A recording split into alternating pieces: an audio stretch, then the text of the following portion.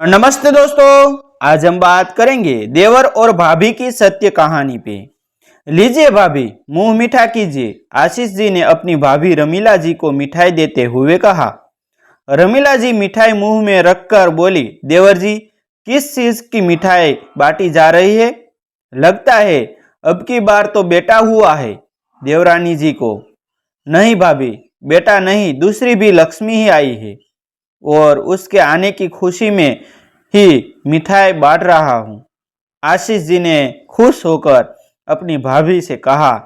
बेटी का नाम सुनकर रमीला जी का मानो मुंह कड़वा हो गया हो, मानो उन्होंने मिठाई ना खा कर कुछ कड़वी बुरी चीज खा ली हो।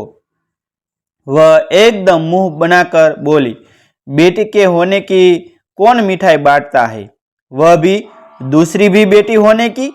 मिठाई तो बेटों के होने की खुशी में बांटी जाती है। बेटियां तो शादी होकर ससुराल चली जाती है। बेटे ही तो वारिस होते हैं। अपने बुढ़ापे में माँ बाप को देखते हैं, उनकी देखभाल करते हैं। अब देखो, हमारे दो बेटे हैं। हमारे बुढ़ापे का सहारा। रमीला जी को अपने दो बेटे होने पर बहुत घमंड था। उसी घमंड के आगे वह अपने देवर जी को निशा दिखाना चाहती थी, लेकिन आशीष जी ने बुरा नहीं माना और कहा, कोई बात नहीं भाभी, मेरे बेटा नहीं हुआ तो क्या हुआ, मेरी तो यही बेटियां मेरे बुढ़ापे का सहारा बनेगी। और यह कहकर अपने घर आ गई। उधर आशीष की पत्नी मनीषा अस्पताल से डिस्चार्ज होकर घर आ गई।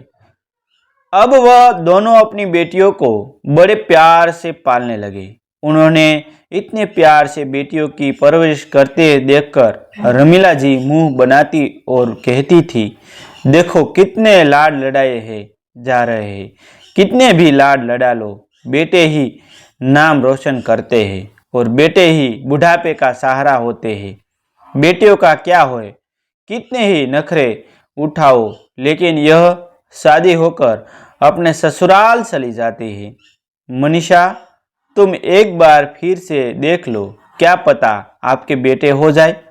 तब मनीषा उनकी बात सुनकर कहती कि भाभी, बेटा होना होता तो अब तक हो जाता, और वैसे भी मुझे तो मेरी दोनों बेटियां ही बहुत है।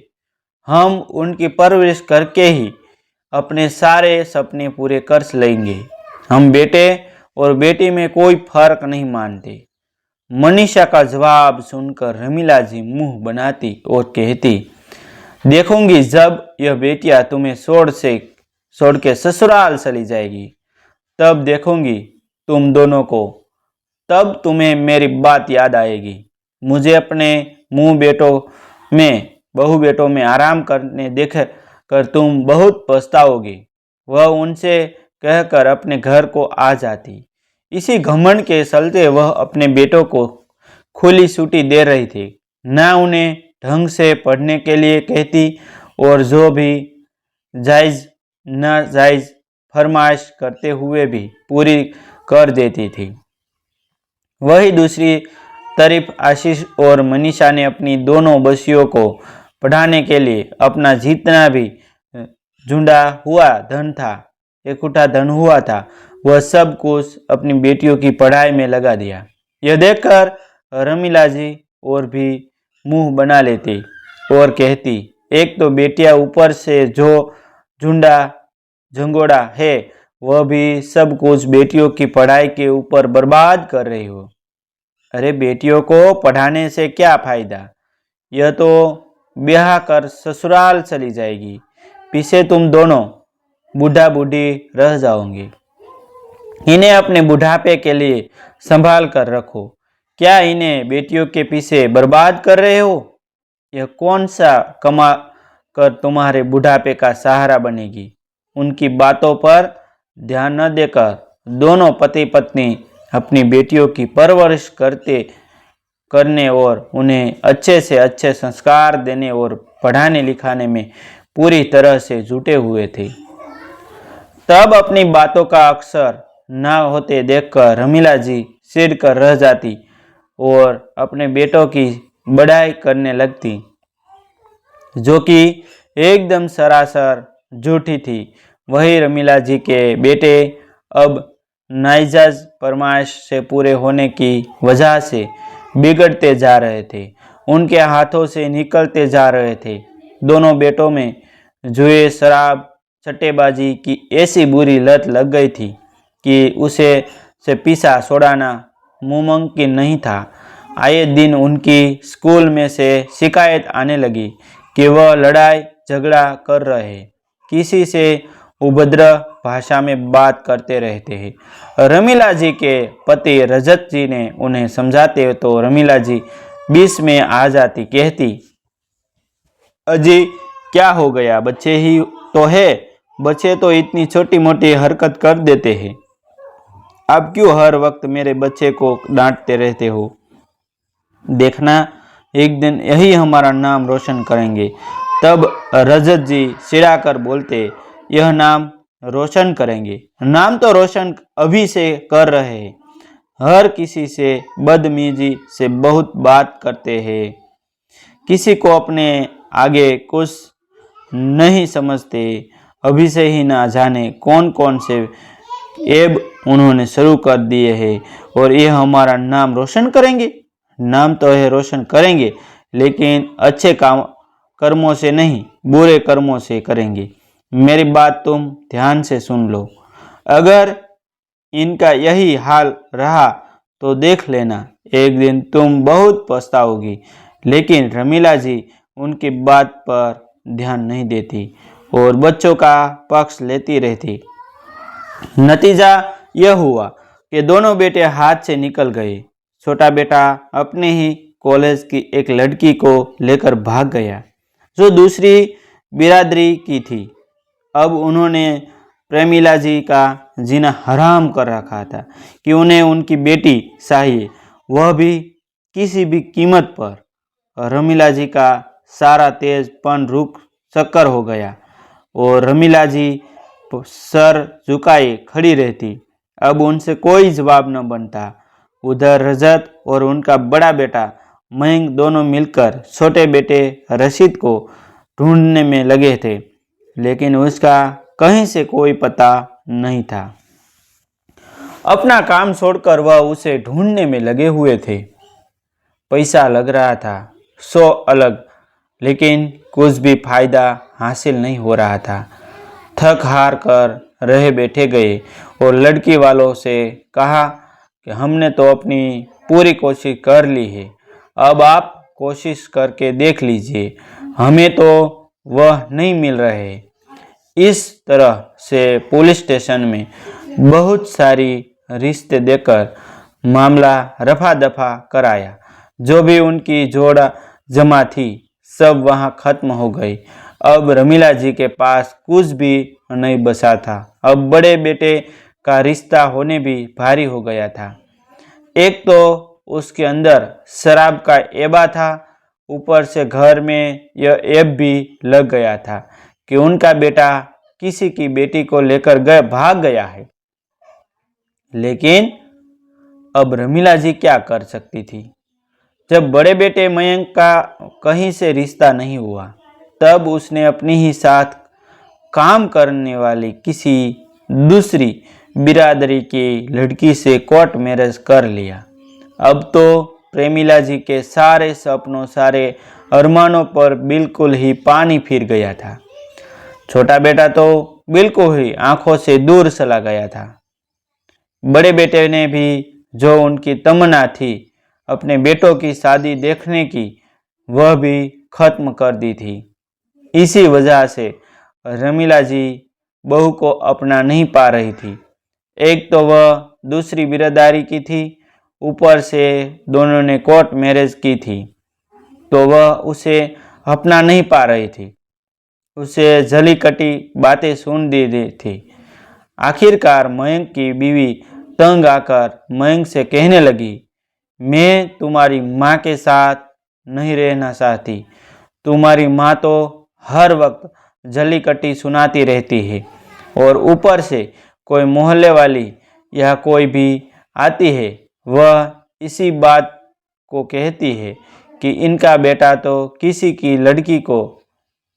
लड़की को लेकर भाग गया। बस बहुत हुआ, मैं अब इतने बदनाम घर में नहीं रहना चाहती। मुझे अगर तुम्हारे रखना है तो अलग लेकर रखना होगा, नहीं तो मैं तुम्हें छोड़कर जा रही हूँ। पंकज भी क्या करता, एक तो बड़ी मुश्किल से उसकी शादी हुई थी, ऊपर से वह भी छोड़कर जाने को कह रही थी। पंकज अलग किराए के घर में रहने चला गया। रवीना जी और रजत अकेले रह गए। उनकी दुख बीमारी देखने वाला कोई नहीं था। उधर दूसरी तरफ आशीष और मनीषा की दोनों बेटियां पढ़ लिखकर एक तो डॉक्टर बन गई और दूसरी बेटी इंजीनियर बन गई। दोनों बेटियों ने मिलकर घर को अच्छा और पहले से अच्छा बना दिया था। आशीष और मनीषा ने अच्छे घर देखकर दोनों बेटियों की शादी वहां कर दी। अब दोनों बेटियां इतनी पढ़ी लिखी और इतना कमाने वाली थी, उन्होंने दहेज लेने से भी मना कर दिया। दोनों बेटियां अपने घर में खुश रह रही थी और बारी बारी आकर माँ बाप की देखभाल भी करती थी, माँ बाप की सेवा भी करती थी। दिन मनीषा से उनकी पुरानी पड़ोसन मिलने आई और उनसे रमीला जी के सारे हालचाल बताया। रमीला जी की हालत बहुत खराब है, कोई उन्हें पानी पिलाने वाला भी नहीं है। बेचारे रजत भाई बुढ़ापे में इधर उधर छोटा मोटा काम ढूंढते फिरते हैं, क्योंकि प्राइवेट नौकरी करते थे तो पेंशन का तो कोई जगह भी नहीं था, और अब उन्हें इस उम्र में नौकरी देगा भी कौन। उनके हालत बहुत बुरे हो गए हैं। सारा सब कुछ बेटों के ऊपर लुटा दिया। अब बस रहने के लिए सिर्फ एक घर ही बचा है, जिसे उन्होंने आधा किराया पर दे दिया है। उसी से अपना घर चला रहे हैं। जब मनीषा और आशीष ने अपने भैया भाभी की यह हालत सुनी तो उन दोनों से रहा नहीं गया और वह दोनों उनसे मिलने चाहने चले आई। उन दोनों की हालत देखकर उनको बहुत दुख हुआ। तब मनीषा को और आशीष को देखकर प्रमिला जी की आंखों झुक गई, क्योंकि मनीषा ने बड़ी ही अच्छी और कीमती साड़ी पहनी हुई थी और वह अपनी गाड़ी से ही उनके घर आए थे। आज जिन बेटों के घमंड में वह रमीला जी आशीष और मनीषा को बेटियों होने का ताना देती थी और उन्हें सिराती थी, उन्हें जली कट्टी सुनाती थी, आज उन्हीं बेटियों ने उन्हें किस बुलंदी पर पहुंचा दिया था। रमीला जी अपने जिन बेटों पर नाज करती थी, घमंड करती थी, उन्होंने उन्हें ऐसे बेइज्जती के दलदल पहुंचा दिया था। उन्हें अपनी बातें याद आ रही थी। उनकी नज़र मनीषा से नहीं मिल रही थी। रमीला जी ने उन्हें कितने ताने दिए, लेकिन फिर भी मनीषा ने उनके हाल चाल पूछे। अपने साथ वह जो खाना लेकर आई थी वह उन्हें खिलाकर उनसे पूछा कि उन्हें किसी चीज़ की ज़रूरत तो नहीं, और किसी चीज़ की ज़रूरत तो वह बेशक बता सकती है। तब रमीला जी बोली कि मनीषा, मुझे और शर्मिंदा मत करो।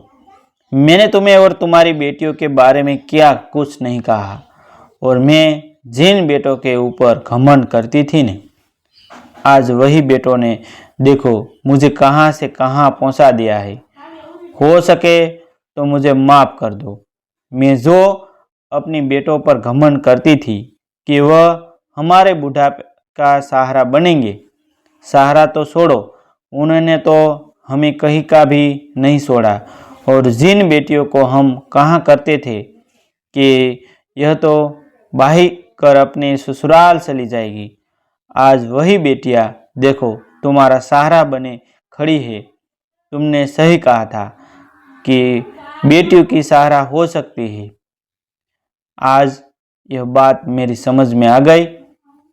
कैसी बात कर रही हो आप भाभी, आप हमारी बड़ी है, आप हमसे माफ़ी मांगकर हमें पाप का भागी मत बनाए। बड़े तो आशीर्वाद देते हुए अच्छे लगते हैं, माफ़ी मांगते हुए नहीं। और पिछली बातें तो हुई, उन सब को भूल जाए। और अब से आपको किसी भी चीज़ की ज़रूरत हो तो हमें बिना झिकझके बताए। दोस्तों, ऐसी नई नई कहानी सुनने के लिए और देखने के लिए हमारा चैनल आप सब्सक्राइब कर लीजिए। जो आपको जीवन में कुछ नया करने के लिए हमारा चैनल आपको अवश्य प्रेरित करता रहेगा। तब तक बने रहिए हमारी चैनल के साथ, क्योंकि हमारी चैनल में हमें डेली एक न्यू स्टोरी लाते हैं। थैंक यू दोस्तों।